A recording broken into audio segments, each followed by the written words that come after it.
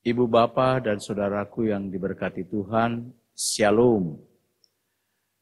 Perkenankanlah pada kesempatan ini saya memberikan beberapa arahan berkaitan dengan rencana akan dimulainya ibadah tatap muka secara langsung di Gereja Bukit Kasih yang kita cintai ini.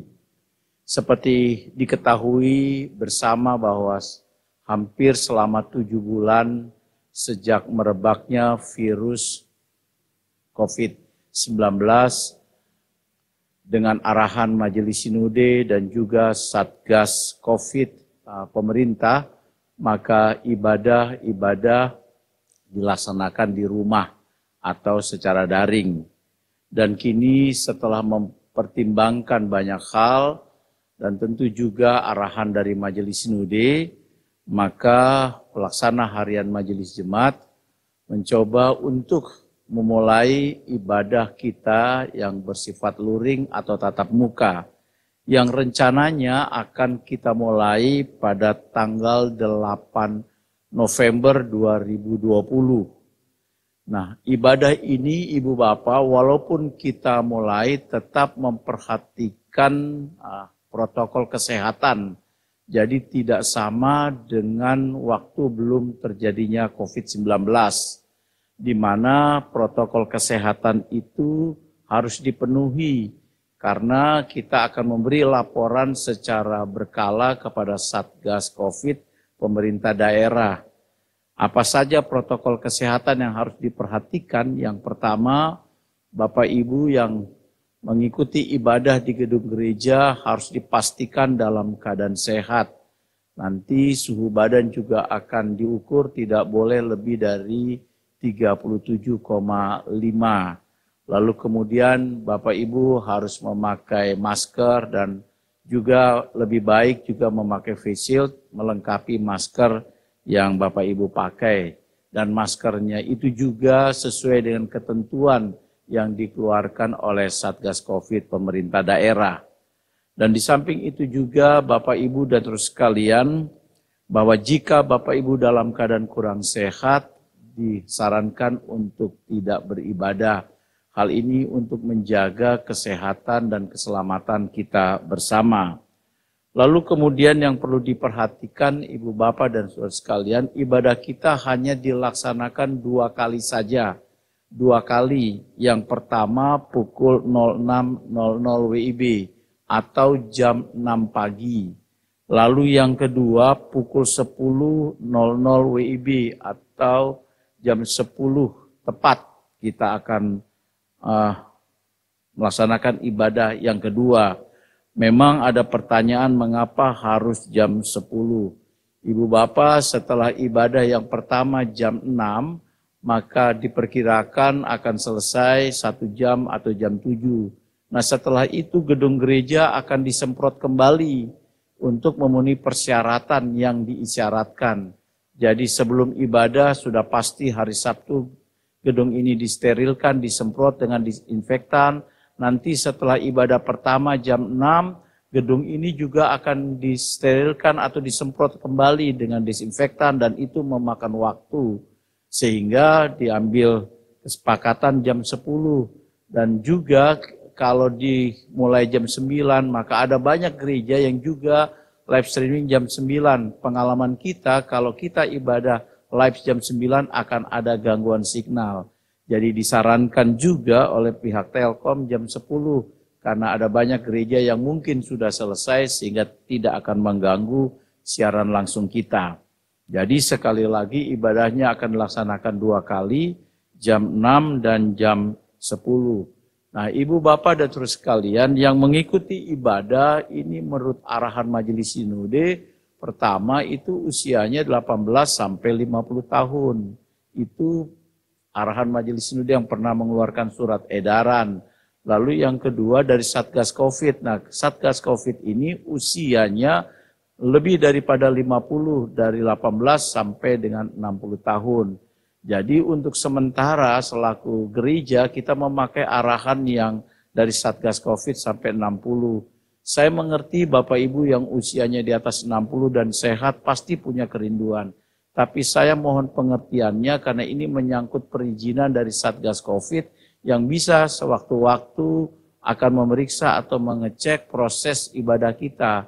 Saya juga berharap mungkin tidak lama lagi bulan Desember atau dengan waktu yang tepat kita akan membuka juga bagi mereka yang lansia tetapi sehat. Karena itu kami mohon dukungan doanya. Lalu kemudian Ibu Bapak dan terus sekalian teknis yang akan dilakukan adalah bagi Bapak Ibu yang mau beribadah harus mendaftarkan diri melalui majelis jemaat yang ada di setiap sektor yang dikoordinir oleh Korsek dan Wakorsek. Nah, pendaftaran ini penting mengapa? Karena Bapak Ibu gedung gereja kita tidak bisa dipakai secara full. Menurut aturan itu harus setengahnya. Karena itulah gedung kini hanya akan menampung dalam ibadah ini sebanyak 84 orang. Jadi satu kali ibadah 84 orang. Karena itu harus dihitung dengan tepat. Setiap ibadah tidak boleh lebih dari 84. Karena itu saya berharap Bapak Ibu secara rutin setiap minggu melalui WA, melalui SMS dapat memberitahu koordinator sektornya atau majelis sektornya untuk menyatakan dapat ikut ibadah. Bagi kami pelaksana harian majelis, nanti setiap hari Kamis kami akan menghitung jumlah yang bisa beribadah.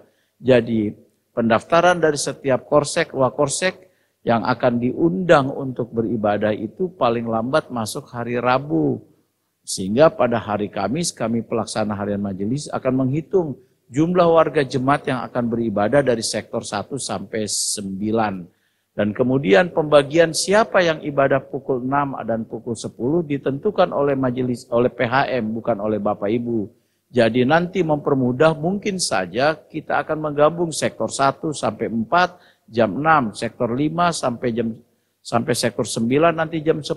Minggu depannya mungkin akan dibalik, sektor 5 sampai sektor 9 yang jam 6, lalu sektor 1 sampai 4 yang akan jam 10. Dan itu nanti akan diatur sedemikian rupa. Nah, itu hal-hal penting Ibu Bapak yang perlu untuk diperhatikan. Nah, kehadiran Bapak Ibu juga nanti akan diabsen, karena absen itu nanti yang akan menjadi laporan kita kepada Satgas Covid. Dan ini ketentuan yang harus kita penuhi. Nah, dengan demikian diharapkan kerjasamanya dari Bapak Ibu dan saudara sekalian.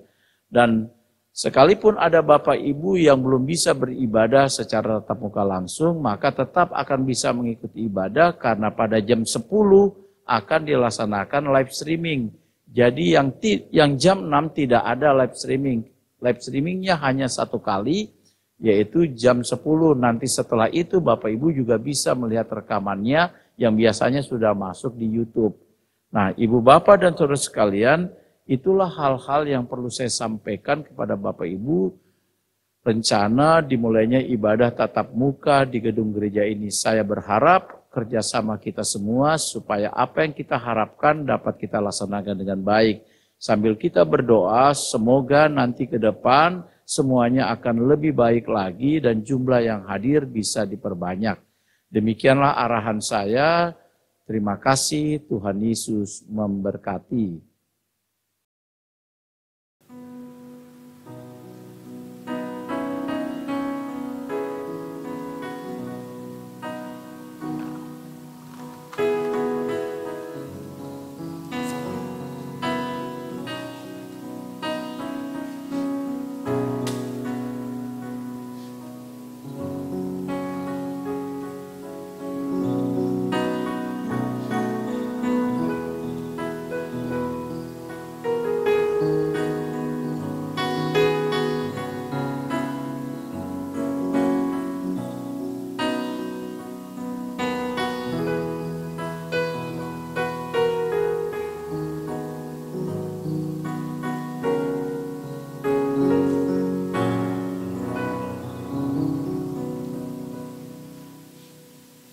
Jemaat yang dikasihi Tuhan Yesus, mari kita siapkan hati dan pikiran kita untuk kita beribadah kepada Tuhan.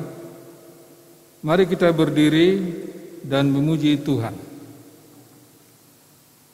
Mari kita memuji dari Kidung Jemaat 378 bait pertama dan 2 yang diperbuat Allahku.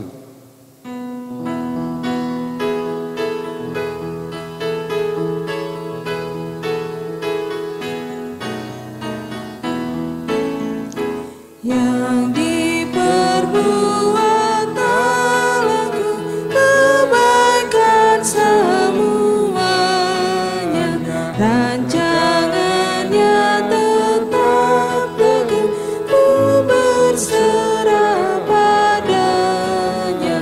Tuhankulah selamanya, yang ingin ku andalkan, padanya aku aman.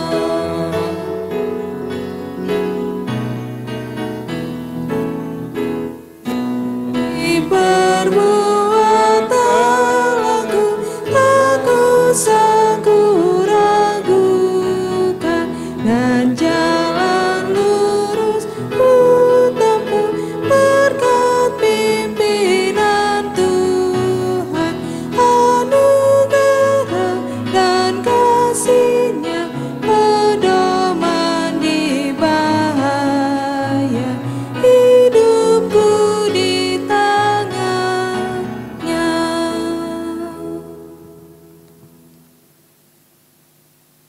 Mari kita berdoa. Pada hari ini, kembali kami mengucap syukur kepada-Mu ya Tuhan Yesus Kristus, Juru Selamat kami. Sebab atas kasih setia-Mu yang tidak pernah berkesudahan, kami Engkau berkati hari lepas hari. Pada hari ini pun, saat kami dapat beribadah, itu pun karena kasih setia-Mu ya Tuhan. Berkatilah ibadah keluarga ini, berkati para pelayan-Mu, baik para majelis yang bertugas, pelayan firman, organis, pemandu lagu, petugas sound system dan multimedia, bahkan setiap jemaat-Mu yang ada di setiap rumah dari sektor 1 hingga 9. Namun, sebelumnya kami mengaku akan dosa yang kami telah perbuat. Ampunilah kami Tuhan, pengampunan-Mu yang akan melayakkan kami untuk beribadah kepada-Mu. Hadirlah di tengah-tengah persekutuan kami, pimpin dan berkati ibadah ini dari awal sampai akhir. Kiranya ibadah ini terlaksana hanya di dalam nama Bapa, Anak, dan Roh Kudus. Amin. Bacaan Mazmur dari Mazmur 32 ayat pertama dan 2 dari Daud. Nyanyian pengajaran. Berbahagialah orang yang diampuni pelanggarannya, yang dosanya ditutupi. Berbahagialah manusia yang kesalahannya tidak diperhitungkan Tuhan, dan yang tidak berjiwa penipu. Silakan duduk. Mari menyanyi dari Kidung Jemaat 405 bait pertama dan 2, Kaulah ya Tuhan surya hidupku.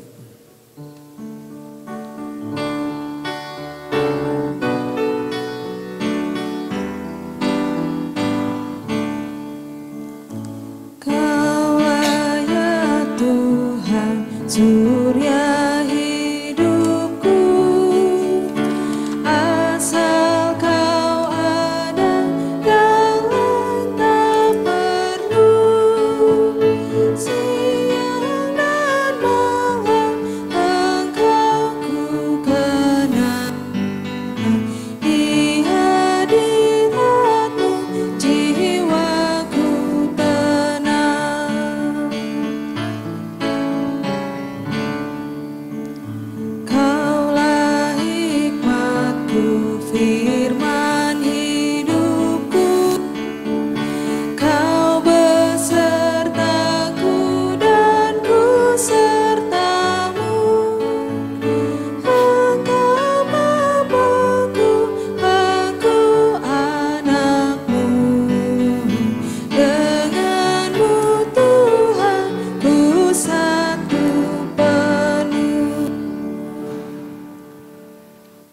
Jemaat yang diberkati Tuhan Yesus Kristus, kita akan masuk dalam pembacaan firman Tuhan.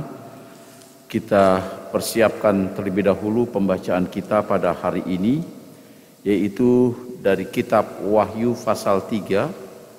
Kitab Wahyu pasal 3 ayat yang pertama sampai dengan ayatnya yang ke-6. Wahyu pasal 3 ayat pertama sampai ke-6.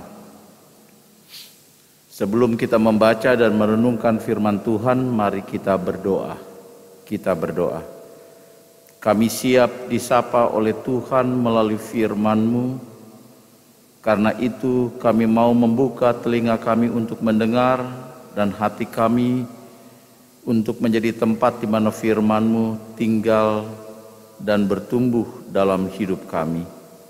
Ya Roh Kudus, Engkaulah yang memimpin hati dan pikiran kami, supaya kami mengerti dan memahami kebenaran dari firman-Mu.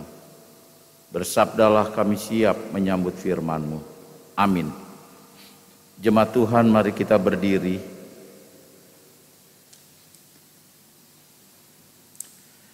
Kepada jemaat di Sardis, dan tuliskanlah kepada malaikat jemaat di Sardis, inilah firman Dia yang memiliki ketujuh roh Allah dan ketujuh bintang itu. Aku tahu segala pekerjaanmu. Engkau dikatakan hidup padahal engkau mati. Bangunlah dan kuatkanlah apa yang masih tinggal yang sudah hampir mati. Sebab tidak satupun dari pekerjaanmu aku dapati sempurna di hadapan Allahku. Karena itu ingatlah bagaimana engkau telah menerima dan mendengarnya.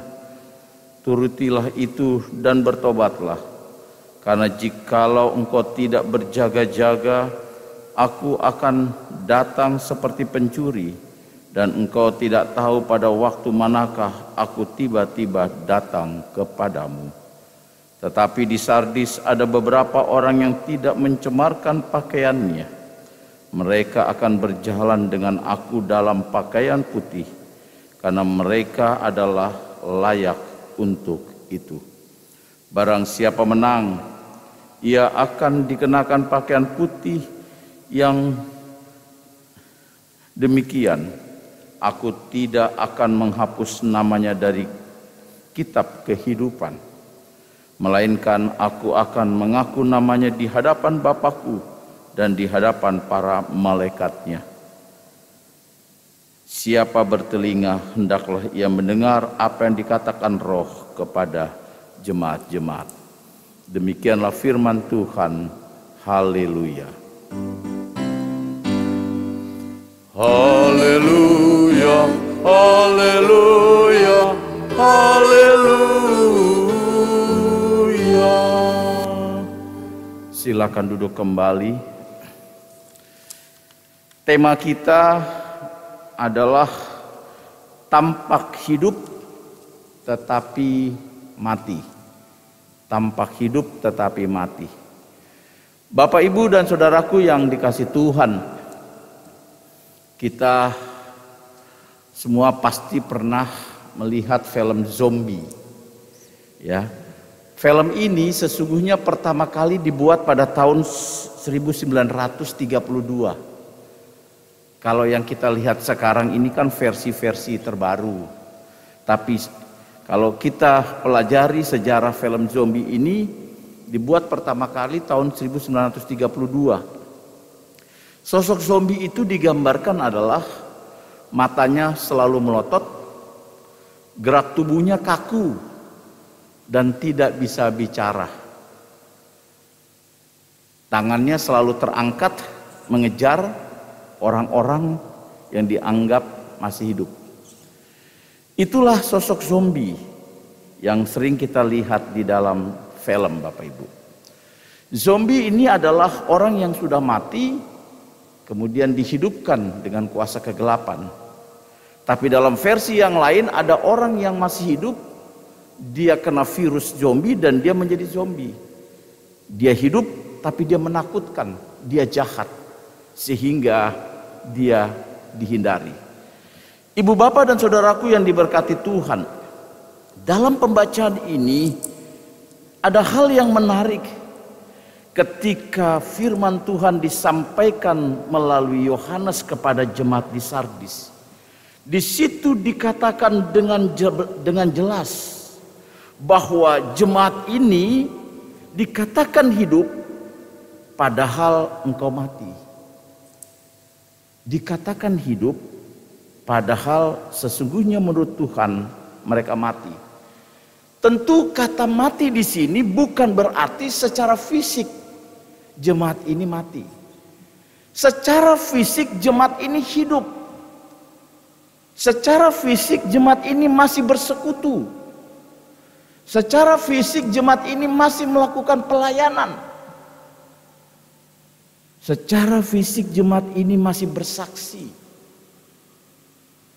Tetapi sungguh ironis, di tengah-tengah persekutuan yang masih berjalan, di tengah-tengah ibadah yang masih berlangsung, di tengah-tengah kesaksian yang masih mereka laksanakan, tiba-tiba ada penilaian dari Tuhan yang mengatakan bahwa walaupun engkau hidup, tapi di mata Tuhan sesungguhnya mereka mati. Saudaraku yang dikasihi Tuhan, kenapa sampai Tuhan berkata demikian? Tentu ada sebabnya. Pada ayat kedua bagian B dikatakan di situ dengan jelas, sebab tidak satupun dari pekerjaanmu aku dapati sempurna di hadapan Allahku. Jadi rupanya penyebab bahwa mereka dikatakan pada hakikatnya di dalam Tuhan mereka mati, karena Tuhan mendapati sekalipun mereka masih melakukan pekerjaan di dalam Tuhan, tetapi menurut Tuhan pekerjaan itu tidak sempurna. Tidak sempurna. Nah sekarang pertanyaannya, kenapa sampai Tuhan mengatakan tidak sempurna? Saudaraku yang dikasih Tuhan, kalau kita melihat atau kita memperhatikan pengajaran-pengajaran Tuhan Yesus ya, ada istilah dia kelihatannya domba, tetapi sesungguhnya adalah serigala. Dia seperti domba, tapi serigala. Dia kelihatannya melakukan pekerjaan Tuhan, tapi sebenarnya bukan melakukan pekerjaan Tuhan. Dia kelihatannya dia melayani, tapi sesungguhnya dia tidak melayani. Dia memuji Tuhan, tapi sesungguhnya dia tidak memuji Tuhan. Nah, ini menarik Bapak Ibu. Apalagi ya saat ini di GPIB lah katakan, di GPIB secara keseluruhan sedang ada tahap pergantian pelayan-pelayan dan pengurus Pelkat. Ke-6 Pelkat Bapak Ibu. 6 Pelkat. Tuhan memanggil, mengajak Bapak Ibu saudara saya untuk melayani Tuhan. Dan kita bersyukur sebagai jemaat di Bukit Kasih sudah terpilih pengurus di ke-6 Pelkat. Kita bersyukur. Tetapi persoalannya sekarang tidak selesai hanya bersedia untuk melayani. Untuk bersedia melayani. Pelayanan kita itu harus diuji. Apakah benar dan sungguh-sungguh pelayanan kita itu untuk hormat dan kemuliaan nama Tuhan? Atau pelayanan itu sesungguhnya hanya untuk supaya saya dilihat. Saya dilihat, dinilai sebagai orang baik. Saya dilihat sebagai orang ya yang memberikan waktu untuk Tuhan, melayani Tuhan. Kita bisa mengelabui, membohongi orang lain dengan apa yang kelihatan secara jasmani. Tetapi kita tidak bisa membohongi Tuhan yang melihat sampai jauh ke dalam hati. Jangan-jangan kesediaan kita untuk melayani adalah untuk kepentingan kita sendiri. Melayani untuk kepentingan diri kita sendiri. Kepentingan untuk ambisi kita lah. Untuk kita supaya dipuji dan disanjung. Atau kepentingan-kepentingan duniawi lainnya. Kalau itu yang terjadi dalam pelayanan kita, ini yang dikatakan Tuhan, aku tahu pekerjaanmu tetapi tidak sempurna karena engkau tidak bekerja sesungguhnya untuk Tuhan. Dan itulah yang seringkali terjadi Bapak Ibu. Dengan kata lain, kita munafik di hadapan Tuhan. Inilah yang ditemui dan dilihat, yang ditemukan dilihat Tuhan di jemaat Sardis Bapak Ibu. Mereka kelihatannya melakukan aktivitas gerejawi mereka dengan baik.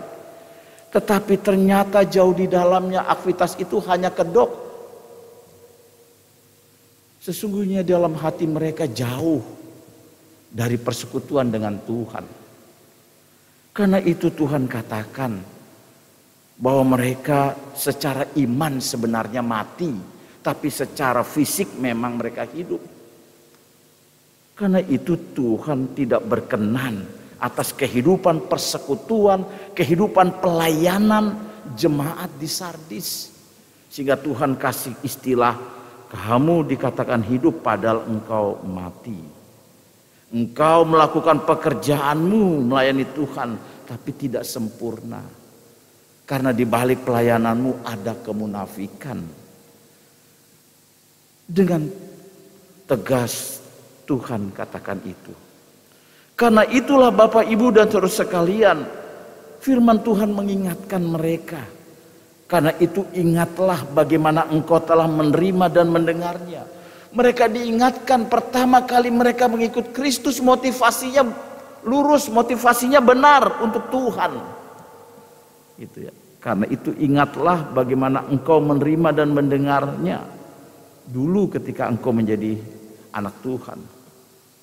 Tetapi dalam perjalanan motivasi itu berubah. Turutilah itu dan bertobatlah, kata Tuhan. Turuti, bertobatlah. Kalau tidak, ya Tuhan katakan aku akan datang seperti pencuri. Engkau tidak tahu. Ini kan bicara tentang akhir zaman Bapak Ibu. Ketika murid-muridnya datang pada Yesus bertanya kapan engkau datang. Oh tidak ada orang yang tahu kecuali Bapa. Aku datang seperti pencuri, engkau berjaga-jaga saja. Dalam pengajaran perumpamaan Yesus ya kalau begitu hiduplah seperti gadis bijaksana, jangan seperti gadis bodoh. Dua gadis ini hidup tetapi kerohaniannya berbeda. Gadis yang bijaksana dia menggunakan waktunya sungguh-sungguh tulus untuk Tuhan. Sehingga pelitanya mempunyai minyak yang cukup untuk menanti sang mempelai. Tapi gadis yang bodoh itu dia tidak menyiapkan minyaknya dengan baik. Dengan cukup walaupun dia membawa lentera. Dan akhirnya ketika sang mempelai itu datang yang layak dan berkenan adalah gadis yang bijaksana itu. Nah Bapak Ibu dan saudara sekalian, firman ini mau mengajak kita melihat diri kita secara pribadi. Apakah di hadapan Tuhan saya ini dikatakan hidup tapi padahal saya mati secara iman? Ya, yang tahu diri kita sendiri kan yang dapat menguji kesungguhan ketulusan saya sebagai anak Tuhan. Ya paling tidak diri saya sendiri yang tahu. Lalu kemudian Tuhan. Kalau Bapak Ibu dan saya sebagai pelayan Tuhan yang telah menerima panggilan secara khusus di gereja Tuhan, mari kita uji jawaban kita ya dengan segenap hati itu. Apakah memang tulus, jujur, benar saya melayani Tuhan untuk Tuhan? Atau jangan-jangan saya mau menjadi pelayan Tuhan, jadi pengurus pelkat, jadi majelis jemaat atau jadi apapun, sebenarnya supaya nama saya dipuji, supaya saya yang ditinggikan. Kalau saya melayani ini dan itu, ternyata sebenarnya ambisi saya, bukan kehendak Tuhan. Ada banyak kita temukan orang seperti itu. Sebenarnya dia melayani ambisinya, keinginannya, bukan keinginan Tuhan. Sehingga kalau itu yang terjadi, maka sesungguhnya di hadapan Tuhan pekerjaan itu yang kita lakukan sia-sia, tidak sempurna, Bapak Ibu. Kalau itu yang ada dalam hati kita dan yang ada dalam diri kita yang dilihat Allah, jangan berharap melalui pelayanan itu kita diberkati Tuhan. Jangan harap, karena kita sudah mendapatkan berkat dari dunia. Ketika saya melayani untuk dipuji, orang sudah puji, ya sudah itu berkatnya. Kita tidak dapat dari Tuhan. Padahal kalau manusia memuji kita, hari ini dia bilang kita hebat karena dia senang sama kita. Tapi besok ketika keinginannya tidak kita turuti, kita kabulkan, dia tidak suka sama kita itu. Belum tentu dia memuji kita. Dengan bibir yang sama, lidah yang sama, dia akan mengumpat kita. Itu kan dialami Yesus. Iya kan? Ketika Yesus masuk Yerusalem, orang berteriak, Hosana, diberkati dia yang datang dalam nama Tuhan. Wah, mereka hamparkan itu baju mereka untuk Yesus lewat. Tapi ketika keinginan mereka tidak dikabulkan, dengan bibir yang sama dan mulut yang sama mereka katakan, salibkan dia, salibkan dia, salibkan dia. Itu kalau kita mencari pujian dari manusia. Dan dalam pelayanan kita bisa dapat pujian itu. Kalau itu yang kita lakukan, kita bukan melayani Tuhan, melayani diri kita. Kalau itu yang terjadi, maka apa yang dikatakan oleh Tuhan melalui Yohanes untuk jemaat di Sardis terjadi pada diri kita. Kelihatannya kita ini hidup, padahal di depan Tuhan kita mati. Kalau begitu kita ini seperti zombie, ya, mayat yang berjalan. Tapi kita bukan mayat yang berjalan, manusia yang berjalan, tapi imannya sudah menjadi mayat, mati. Mari Bapak Ibu, selama masih ada waktu, kata Tuhan, bangunlah. Bangunlah artinya sadarlah, gitu ya. Lalu kemudian bertobatlah. Barang siapa menang, kata Tuhan, ia akan dikenakan pakaian putih demikian.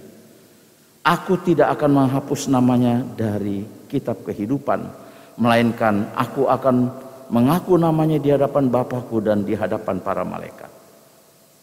Kata Tuhan, siapa yang melayani dengan baik, yang membangun imannya dengan baik, benar di hadapan Tuhan, dialah yang akan menerima pakaian putih dari Tuhan.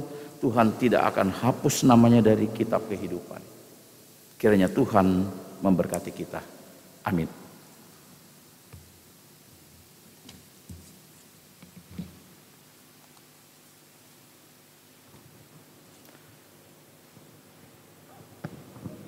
Gita Bakti 273 bait 5 Gereja Bagai Bahtera.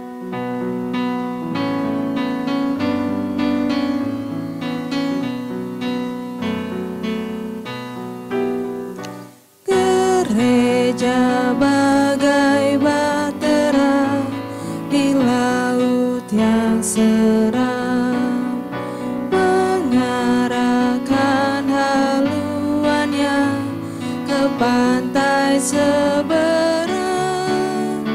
Hai kau yang takut dan resah, kau tak sendirian.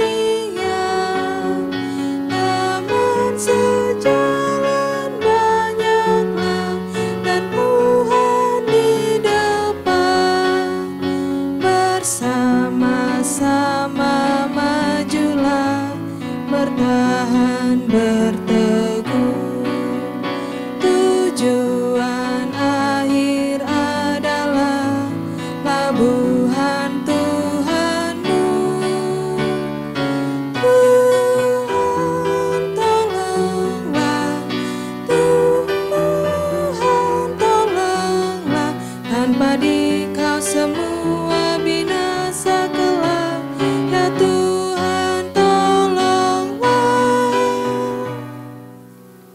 Mari kita berdoa.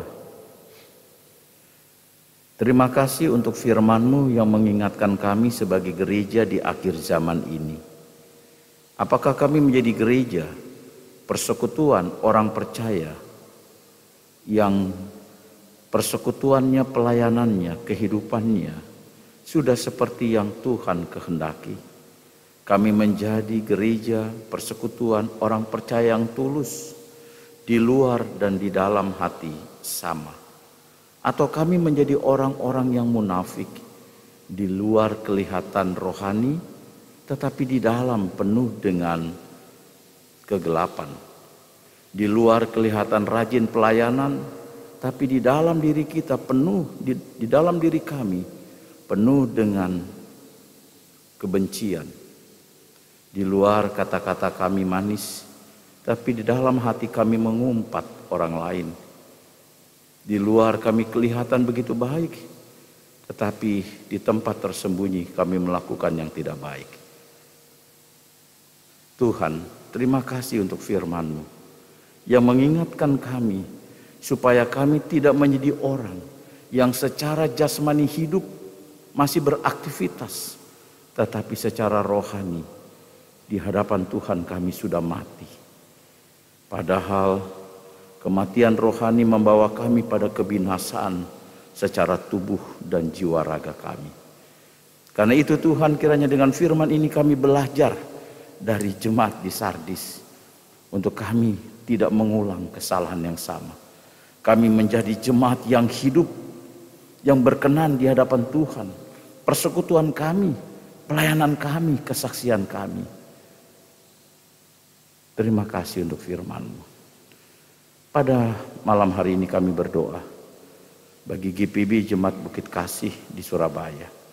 Berkati seluruh diakon penatua, pelayan firman dan sakramen, hamba dan pendeta Ana, pengurus ke-6 Pelkat dan pelayan PAPT, panitia komisi, untuk kami boleh melaksanakan tugas tanggung jawab pelayanan yang Tuhan percayakan.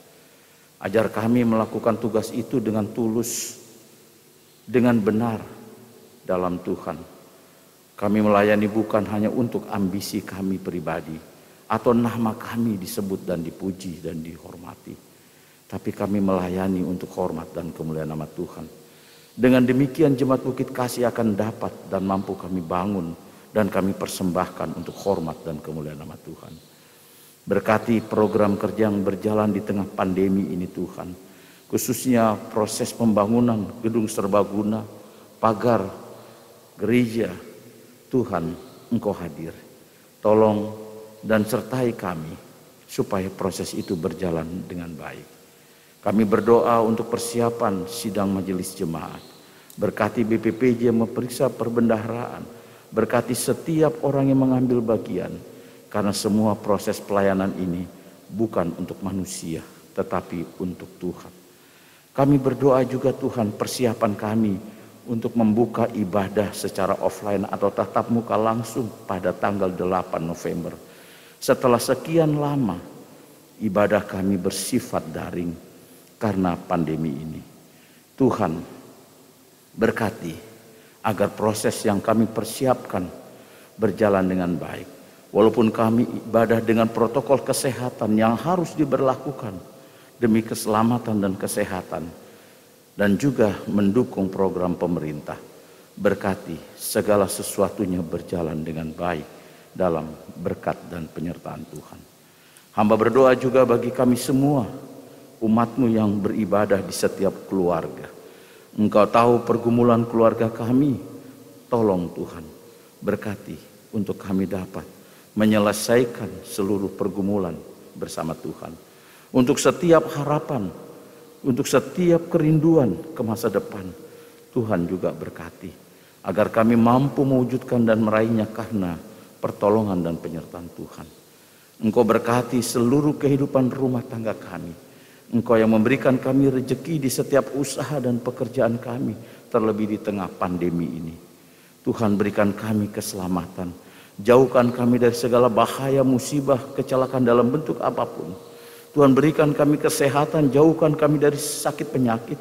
Jika ada jemaat-Mu yang saat ini sedang berbaring sakit dalam pemulihan, Tuhan sembuhkan dengan kuasa-Mu. Dan semua proses pengobatan yang mereka alami, jalani, Tuhan berkati. Tuhan berikan keluarga kami juga sukacita dan damai sejahtera-Mu, agar kami mampu bersyukur sekalipun dalam hidup ini ada suka dan duka silih berganti. Berikan keluarga kami hikmat-Mu, agar kami mengerti setiap peristiwa yang Tuhan izinkan kami alami, supaya kami tidak mengeluh tapi kami mengerti bahwa Tuhan punya rencana di setiap persoalan, di setiap peristiwa dalam hidup dan kehidupan kami. Berkati anak-anak kami dalam pendidikan, berkati anak-anak kami yang sudah bekerja, berkati anak-anak kami yang sedang mencari pasangan hidup, berkati anak-anak kami dalam pergaulan, supaya mereka tetap dipimpin, diberkati dan disertai Tuhan. Berkati orang tua kami di masa tua, supaya mereka tetap dalam sukacita dan penyertaan Tuhan. Bapa di surga, kami berdoa juga bagi warga jemaat yang berduka cita. Tuhan hibur, Tuhan kuatkan, agar mereka dimampukan untuk melewati itu semua dengan campur tangan Tuhan.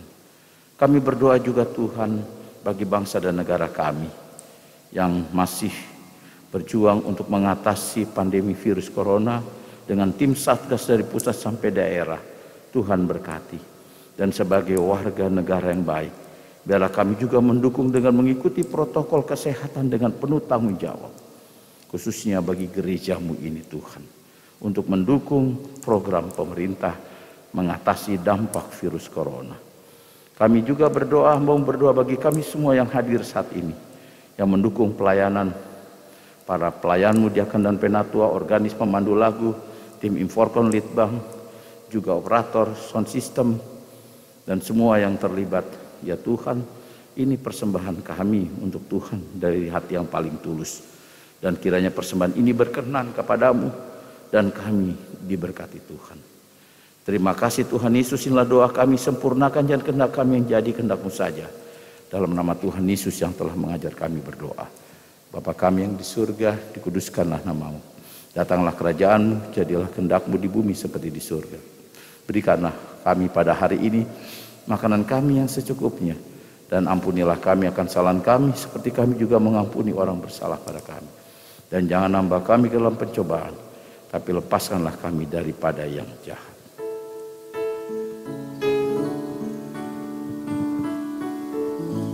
Karena Engkaulah yang mempunyai kerajaan dan kuasa dan kemuliaan sampai selama-lamanya.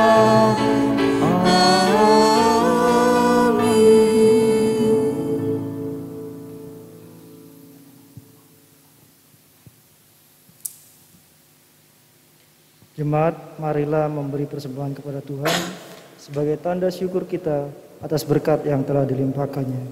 Firman Tuhan dalam Amsal 11 ayat 24-25a yang menyatakan, ada yang menyebar harta tetapi bertambah kaya, ada yang menghemat secara luar biasa namun selalu berkekurangan. Siapa banyak memberi berkat, diberi kelimpahan. Tuhan memberkati saudara dan persembahan saudara. Jemaat menyanyi dari Gita Bakti 84 bait 1 dan 2. Inilah ungkapan syukurku.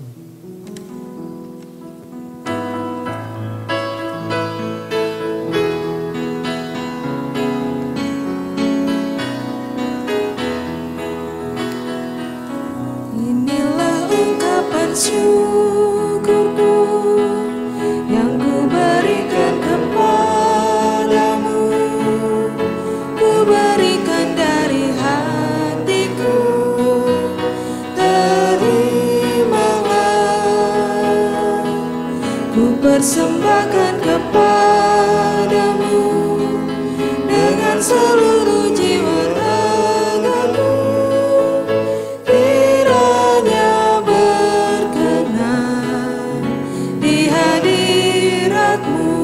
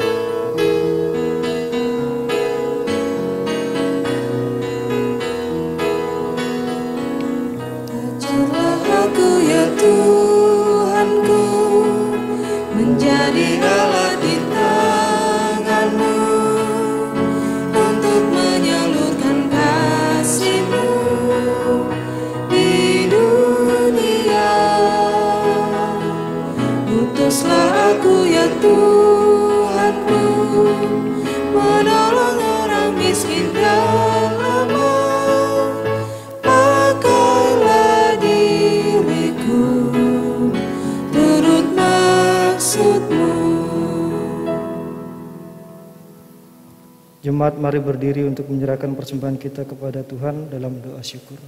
Kita berdoa. Allah Bapa Maha Baik, kami mengaku dan percaya bahwa setiap pemberian dan anugerah yang sempurna berasal daripada-Mu. Apa yang telah kami berikan dengan hati tulus, penuh rasa syukur ini pun bersumber dari kasih Bapa yang sempurna melalui Yesus Kristus. Kami mohon berkatilah persembahan kami agar berguna untuk pekerjaan dan pelayanan yang menyaksikan kemuliaan nama-Mu. Amin. Jemaat dipersilakan duduk kembali. Mohon perhatian untuk Warta Ibadah Keluarga Bersahaja Rabu 28 Oktober 2020. Pertama, ucapan terima kasih. Presbiter yang bertugas mengucapkan terima kasih kepada Pendeta Alia Hartono Parpar STH yang telah memberitakan firman Tuhan, dan juga seluruh majelis yang bertugas dan juga pendukung hingga terlaksananya ibadah hari ini. Tuhan Yesus Kepala Gereja memberkati. Poin 2, ibadah keluarga bersahaja Rabu 4 November 2020 masih tetap dilaksanakan secara streaming pukul 19.00 dengan materi bina keluarga dari jemaat di Philadelphia, tema jangan andalkan kekuatanmu. Demikian warta ibadah keluarga bersahaja Rabu 28 Oktober 2020. Terima kasih atas perhatian warga jemaat. Tuhan Yesus memberkati.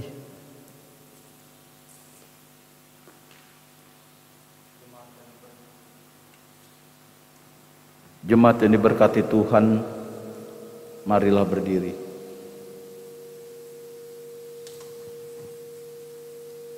Pulanglah dengan hati dan iman yang mengarah pada Tuhan. Kita memuji Tuhan dari Kitab Bakti 284 di jalan hidup yang lebar sempit.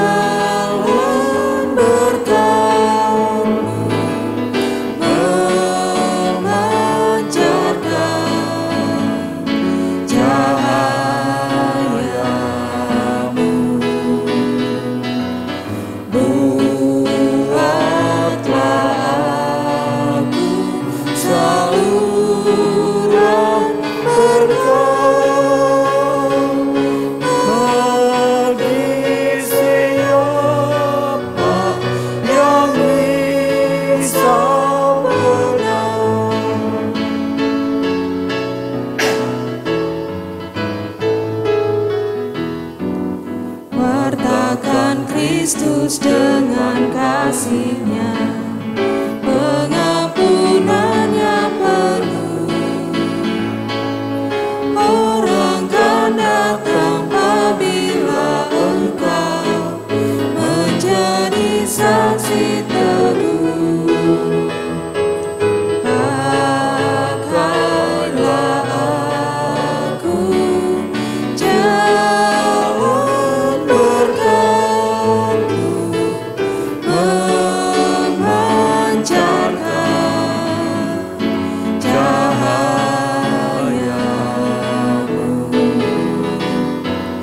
Buatlah aku saluran berkat bagi siapa yang risau benar. Angkatlah hati dan pikiranmu kepada Tuhan dan terimalah berkat-Nya. Tuhan memberkati engkau dan melindungi engkau. Tuhan menyinari engkau dengan wajah-Nya dan memberi engkau kasih karunia. Tuhan menghadapkan wajah-Nya kepadamu dan memberi engkau damai sejahtera.